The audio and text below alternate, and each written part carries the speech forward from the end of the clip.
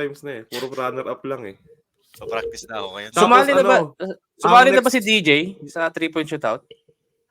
Hindi kasi, Wala, hindi pa. ano eh. Ano, DJ, sama ka.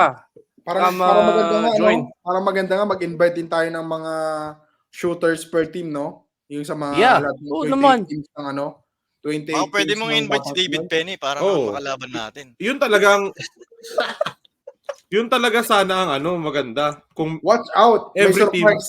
every May team sana surprise ang meron silang SFU representative. men's basketball team this coming Saturday. Oh. Kasi kinaganahan kasi kami ni Harold Yo! pag na-challenge kami. Pero pag may shooter na nung kalaban in-interview ko talaga, si David Penny, isa yun sa mga pinaka marami kong views na interview si David Penny. SFU player, varsity player naman. Ang in-interview ko. Shout out to David Penny and Irish Kokia. The Batang Pinoy committees are looking for challenge this coming Saturday at 3 what time? 12 p.m. for a 3-point shootout. They're inviting you to come and join. Yeah. Come on. Ayun, 1 gagawin kong 1 p.m. gagawin kong reels to, shorts, tapos yun, na future si Ace. Siya yung nagtawag dun sa dalawa. Shout out. So may surprise ang SFU basketball Ace ngayong Sabado? Yes, sir. May surprise ang SFU Yun. men's basketball team. Uy. Ayos yan. So Pwede. next game Yeah. natin dun sa 3-point shootout natin, All-Star game. Parang 3:30 After ng yata talaga 3-point. yung oras doon.